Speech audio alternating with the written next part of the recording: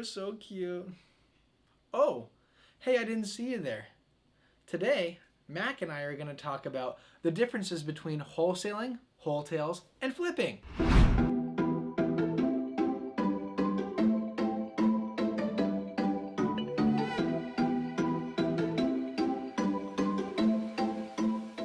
If you're in the real estate world and you've heard people say, oh, I think I'm going to wholesale this one rather than wholesale this one, or I'm going to flip this one, and maybe you're sitting there and you're like, I don't know exactly what they're talking about, this video is for you. Let's start with wholesaling. Wholesaling is the least amount of responsibility. You don't need any money down, you don't need any money in your pocket. Really, all you need to do is you need to put a property under contract. So maybe you found a great seller and you know it's a good deal. So what that's going to be is you going up to them, writing up a contract stating that you want to purchase a property on given terms, and then basically you're going to be taking that contract and you're going to be selling that to either a flipper or an end user. So that end buyer is going to have to assume all of the terms that you had put in your contract. So for you to try to make that contract attractive to the seller, what you might have needed to do was say, hey, we will close in as little as 2 weeks or 3 weeks, and say you said, we'll put down $2,000 for earnest money on the property.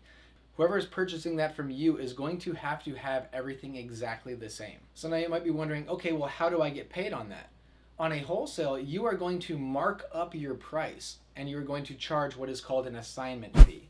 So for example, let's say I buy a house from Jane, right? And Jane over here sold it to me for $200,000. Well, I have an end buyer who wants to buy that property at $220,000. So what I'm going to do is I'm going to take my contract that I've signed with Jane and I'm going to put an assignment fee on that, and I'm going to give that to the new buyer, and I'm going to have them pay me that $20,000 difference, and that's going to go straight into my pocket. Like I said, with them assuming all the same terms. Next, we'll talk about wholetales, which I believe is where the most confusion comes from in the real estate world. You have a lot of people asking, okay, is a wholesale just a wholesale? What exactly is it? I'm a little confused. So a wholesale ultimately is a flip, but it is a much easier flip. So with a wholesale, it's going to be something where maybe the property is pretty clean. Say it's already got new appliances, it's got nice countertops, it's got great cabinets, it's been recently painted, the roof is in good shape. So it's not something that needs to be fully renovated, but it's something that either maybe needs to be just cleaned up, or maybe it does need a little bit of paint here and there. Maybe you need to update the light fixtures. It's very small touches to the property. So now what Jake and I consider a wholesale is anytime we can purchase a property and spend under $10,000 on the entire renovation. Now these are actually Jake and my favorite types of deals. The reason being is that you can usually get in and out of these properties and projects extremely quick. The average turnaround time on a wholesale for Jake and I usually ends up being around 2 to 3 weeks. Now that's simply just for the renovation, but we can usually have these properties out of our hands within a matter of 8 weeks. Most lenders will not approve you for an FHA loan if it has only been owned for 2 months.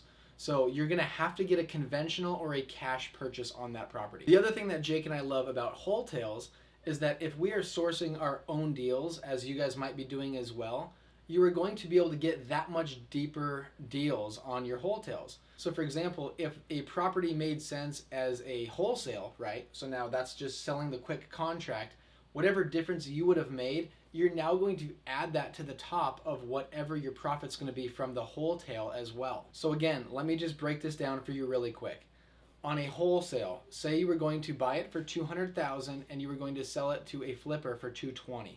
You were going to make that $20,000 difference, and you were going to sell it to a flipper who, let's say, was going to make $35,000 on the flip. Well, if you take on that wholesale, you're going to be able to take that $20,000 profit you would have already had, and then you're also going to make that extra $35,000 on the wholesale side. Again, this is why these are Jake and my favorite. They turn quickly and you can make much bigger dollars on these deals. Now, last but not least, we have the flip. All right, so now with flips, ultimately you have the best chance to make the most money, if I'm being completely honest with you. Now the reason for that is that you are coming in and you are fully gutting a project. So our average flip, I would say, for rehabs, it's right in the ballpark of about $40,000 to $50,000 for a rehab alone. Something else with flips is that they are also the most difficult. They are the most time consuming. So you actually have to purchase the property, which Jake and I always do a hard money loan on the project to close on it cash. But still, you are actually taking over all of the utilities. You're switching over, water, trash, electric, gas. You're switching all of this stuff over, so it can become a little bit of a pain. The thing is, though, is that in the long run, as I said, you can make the most money. The reason being is that when you're doing a full renovation on a project, you can tend to push the market a little bit, which is extremely difficult to do with wholesales. Again, with wholesales, you're just kind of, doing the surface level things. With a flip, you're going to come in, you're going to do new countertops, new cabinets, new appliances, new everything. So ultimately, that is what makes these much more difficult. But if your renovations blow everyone else's out of the water, like I said, you're going to set the new high for these comps. That is not anything that you ever want to plan on. You never want to buy a property saying, I'm going to expect to set the top of the market on this project. It's just going to put yourself in a really sticky spot. So for example, Jane's house that you purchased for $200,000, right? Let's say that when you were running numbers on it, you were saying, you know what, let's put $50,000 into this project. We'll be into it $250,000 and we'll be able to sell it for, let's say, about $310,000. Now, if you're basing all the comps off of other houses that are very similar that have sold for $310,000, then just leave it at the $310,000 sale price when you're running the numbers.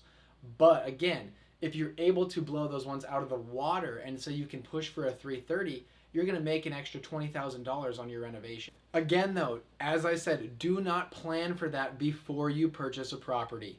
Always try to play it safe and try to stay right in the main comp area for prices. Like I said, always play it safe and let anything over those original comps just be a bonus for you. So again, keep in mind, you typically are going to have 3 options when you purchase a property.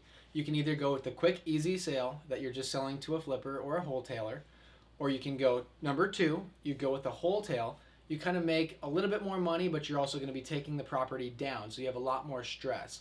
Or option 3, which is to fully flip the property and you have the biggest potential to make money, but you also have the biggest potential to probably lose money on it as well if you're not careful. Personally, Jake and I like to do a healthy combination of all 3.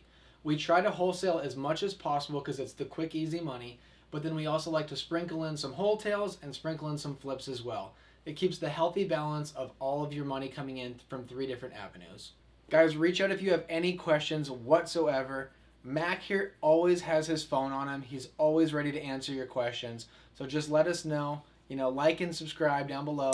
And what do you think, Mac? Can you say bye? See ya.